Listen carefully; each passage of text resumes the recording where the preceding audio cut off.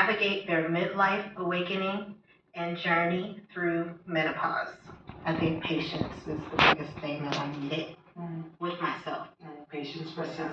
Not the same thing as Patience for others.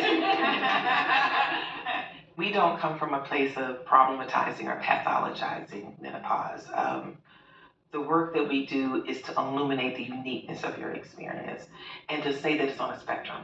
There are some people who don't have any issues whatsoever. There are some people who are really struggling. When we say that Black women and other women of color experience menopause differently than their white counterparts, it's not because there's something physiologically different from us. There is something different culturally from us.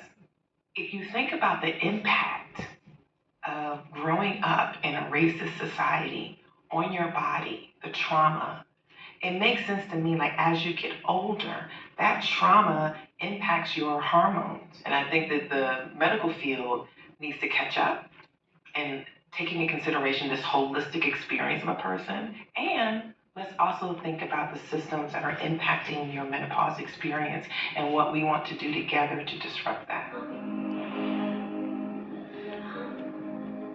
What has been rampant, in the past and even now, is this sense that women don't know what they're talking about, that men know better.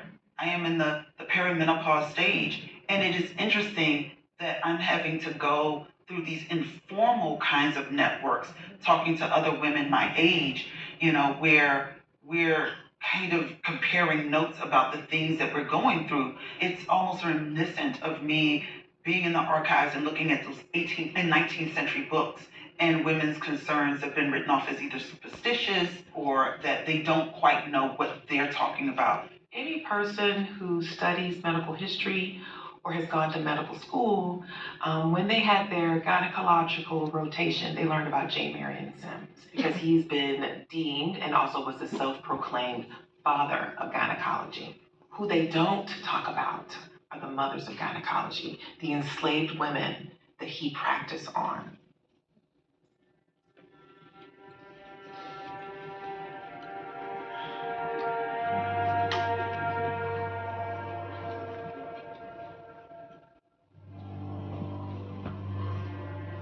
That doesn't mean that gynecology or obstetrics didn't exist, but in the United States in particular, it was the Atlantic slave trade that made the advancement and the development happen even sooner because of the access to bodies that one essentially had free reign on.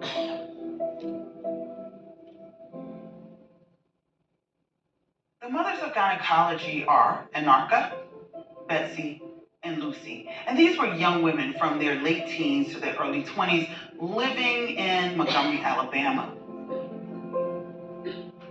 In the 1840s, Dr. James Marion Sims enters their world because of a condition that these women all share, vesico-vaginal fistula, a condition that was created after a very prolonged childbirthing session.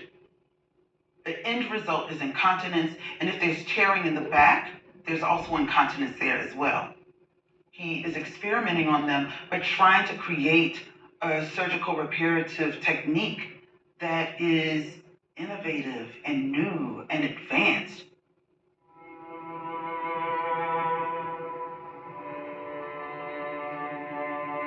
Most doctors in the 1840s are not using anesthesia because anesthesiology as a medical branch has not been created. There are different kinds of interventions that doctors rely upon: alcohol, laudanum. Anarcha, Betsy, Lucy, unfortunately, do not receive any kind of pain relief through medication during the years that they spend as experimental patients.